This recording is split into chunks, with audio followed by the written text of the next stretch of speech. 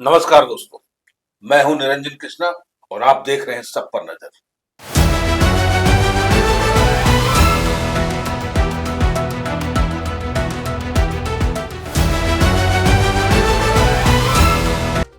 नमस्कार दोस्तों, मैं हूं निरंजन कृष्णा और आप देख रहे हैं सब पर नजर।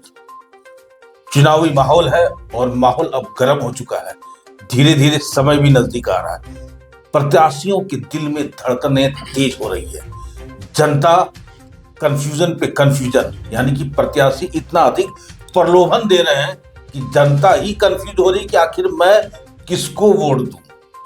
अब सवाल है कि इसका सही निराकरण कौन करेगा?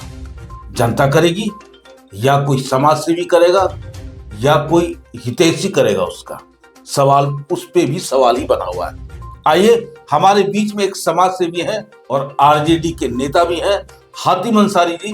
जरा इनसे पूछते हैं कि ये जो चुनावी दंगल है, इसमें बड़े बड़े दिग्गज नेता लोग इसमें अपना किस्मत आजमा रहे हैं और वो चाह रहे हैं कि इस मेयर चुनाव में वो अपना पद ग्रहण करे और वो 4,000 करोड़ का जो टारगेट है, शायद उसका ध्यान वहीं पे है। जनता को इस बात का पता नहीं है कि मेयर को कितना फंड दिया जाता है विकास करने के लिए। धनबाद का विकास की बात करें तो अगर 4,000 करोड़ धनबाद को मिले तो धनबाद का कितना विकास हो सकता है? आइए जरा हम हातिम जी से पूछते हैं कि हातिम जी, पिछले बार में हमारे जो मेयर थे उनके पास जो फंड आया था उसकी विकास की गाथा आपके पास है या फिर जनता आपको बताएगी? तो हातिम जी बताइए, रमजान का महीना है और आप रोजा में भी हैं, तो सबसे पहले तो धनबाद वासियों को रमजान की महीना की जो शुरुआत है उसके बारे में आप उन्हें शुभकामना कैसे देंगे? मैं धनबाद वासियों को रमजान मुबारक की मैं हार्दिक बधाई देता हूं और ये पाक महीना में मैं अल्लाह ताला से दुआ करता हूं कि सबका दिन अच्छा से बीते। मैं वही कहना चाहता हूं कि ऊपर वाले की अगर दुआ रही, रहमत रही और आशीर्वाद रहा तो शायद इस बार धनबाद को अच्छा मेयर मिलने जा रहा है। आपका क्या ख्याल है? लेकिन हम बार बार एक सवाल पूछना चाह रहे थे कि वो 4,000 करोड़ जो धनबाद को मिला उसमें हमारे पूर्व मेयर जो है क्या विकास किए, जनता को बताइए। देखिए, 4,000 करोड़ जो विकास के लिए जो मिला उसमें धनबाद नगर निगम के मेयर थे श्री चंद्रशेखर अग्रवाल जी। उन्होंने सबसे पहले मैथन से एक पैरेलल वहाँ से पाइप बिछाए हैं धनबाद के लिए, ताकि धनबाद में नगरवासियों को 55 वार्ड के लोगों को पेयजल की सुविधा हो सके। आज़ादी के बाद पहली बार वासेपुर, जहाँ विकास की गति वहाँ होता है, चलता ही नहीं था, वहाँ पर इन्होंने वहाँ पर पेयजल का पहला बार उन्होंने आज़ादी के बाद वहाँ पर निर्माण कराए और पेयजल दिया। पहले वहाँ लोग कुआं से और चापाने से लोग पानी पीते थे। ये देन है धनबाद के वासेपुर में ये चंद्रशेखर जी अग्रवाल ने जब मेयर पद पर संभाले तो वहाँ पर जो 4-5 वार्ड है सभी को पेयजल के मुहैया उन्होंने मैथन जलापूर्ति योजना से करवाए हैं। वो बहुत बड़ी उपलब्धि है। तो सर, इतने में वो पैसा खत्म नहीं हो जाता है? जी नहीं, बहुत से काम हुआ। जैसे बताइए। जैसे 20 किलोमीटर आपको धनबाद 8 लेन का सड़क का निर्माण किया जो करोड़ों के लागत से खर्चा हुआ। मैं इस बात को काटना चाहूंगा क्योंकि भाजपा का कहना है, यानी कि भारतीय जनता पार्टी का कहना है कि ये 8 लेन सड़क जो है वर्ल्ड बैंक से लोन लिया गया था और उसके बाद इसका निर्माण कराया गया, जिसमें सेंट्रल गवर्नमेंट उस समय रघुवर दास की सरकार थी, जेएमएम की सरकार नहीं थी। तो विकास की गाथा का ठीकरा जो है अगर आप चंद्रशेखर अग्रवाल जी पे फोड़ना चाह रहे हैं तो ये गलत होगा। आपका क्या कहना है? देखिए, सेंट्रल गवर्नमेंट का पैसा लाता तो हेमंत सोरेन जब मुख्यमंत्री बने थे तो उन्होंने काम को रोक दिया था। उन्होंने बहुत ज़्यादा पैसा इसमें खर्च हो गया, लेकिन फिर उन्होंने ये बात देखा कि धनबाद की विकास की बात है, उन्होंने फिर उस पैसा को फिर वो खर्च किए। इसलिए अगर कोई कहता हो कि सेंट्रल गवर्नमेंट पैसा, मैं मानने को तैयार नहीं हूँ। ये सेंट्रल गवर्नमेंट का फंड नहीं था सर, ये वर्ल्ड बैंक से लिया गया फंड था, मैं बता रहा हूं आपको। और इसमें क्योंकि चंद्रशेखर बाबू उस समय थे बीजेपी में, हालांकि ये निर्दलीय चुनाव है, लेकिन फिर भी दल के लोग जो है एक दूसरे को समर्थन कर रहे हैं। तो इसमें जो विकास पुरुष अपने आप को घोषित कर रहे हैं, या जेएमएम जो है उन्हें विकास पुरुष के रूप में ला रहा है, तो उसके बारे में आपका क्या कहना है? वो विकास फिर कैसे कर लिए? देखिए, 8 लेन सड़क जो दूसरे धनबाद के किसी नेता के पास की बात नहीं थी।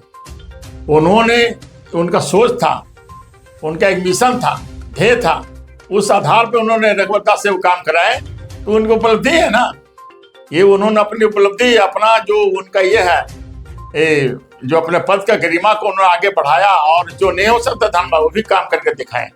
वो 8 लेन सबके बस की बात नहीं थी जो धनबाद को दिया। झारखंड में कहीं 8 लेन की सड़क नहीं है। ये तो चंद्रशेखर अग्रवाल की देन है ना, किसी का पैसा हो, लेकिन बनाया तो उन्होंने ही।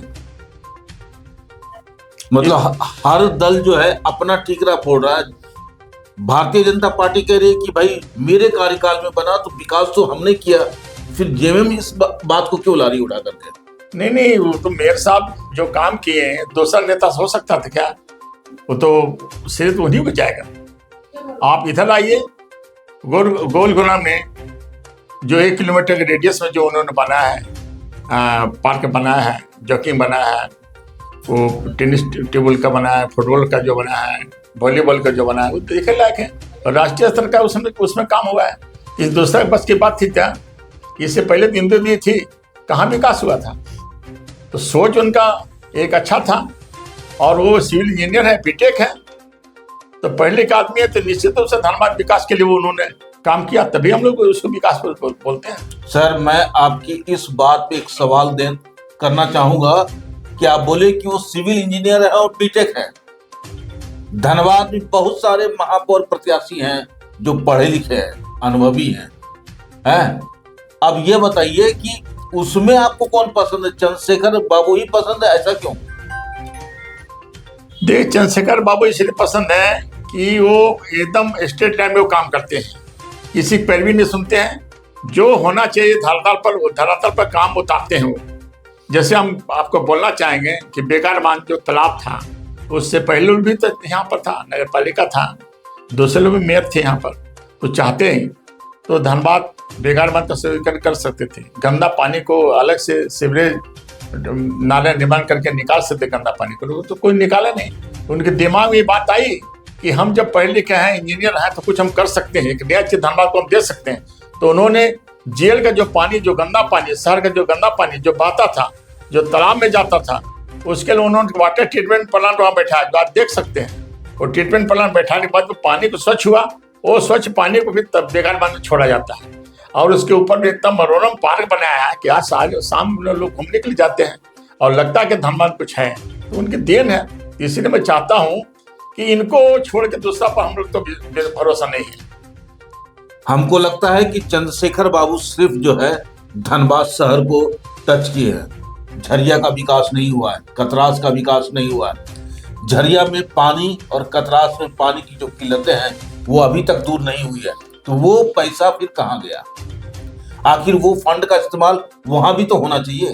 क्या वहां की जनता उन्हें वोट नहीं देगी, या सिर्फ धनबाद की जनता के भरोसे ही वो अपना बिगुल फूक रहे कि हम जीत जाएंगे? देखिए, झरिया जो है कोल बेरिंग एरिया है, मिजोरम क्षेत्र जो वहाँ पर है आपका भूदसान है, उसके बाद में आपका आउटसोर्सिंग है।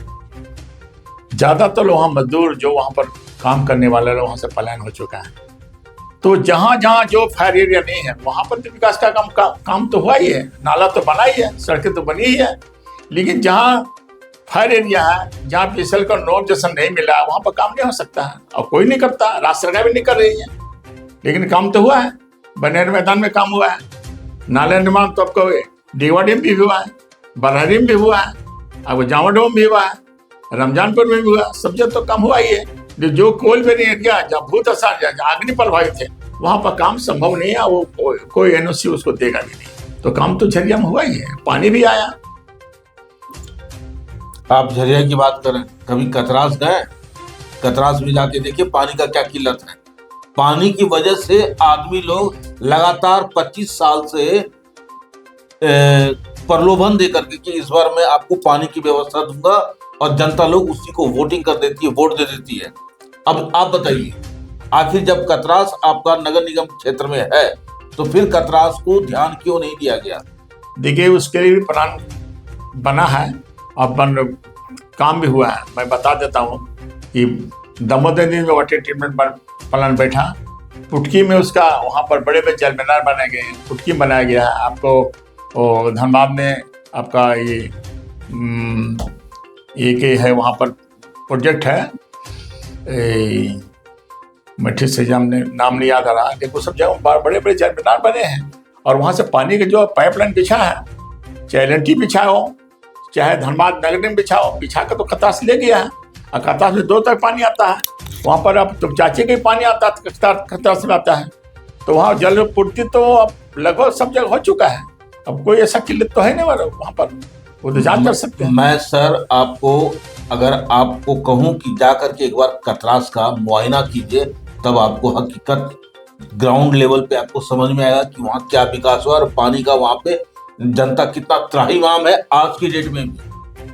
अगर आप ये बोल रहे हैं ये ऊपरी ऊपरी बात है, लेकिन हकीकत में मैं जनता जनार्दन से मैं रूबरू हो रहा हूँ, वहां की जनता अभी भी त्राहिमाम है, और उन्हें पेयजल की समस्या के लिए कई किलोमीटर दूर जाना पड़ता है पानी लाने के लिए। बच्चे, लेडीज लोग जाकर के ढोते हैं, जैसे कि रेगिस्तान में ढोया जाता है। अब सवाल उठता है कि विकास की अगर सिद्धांत की करना है तो भाई सभी क्षेत्र का विकास होना चाहिए।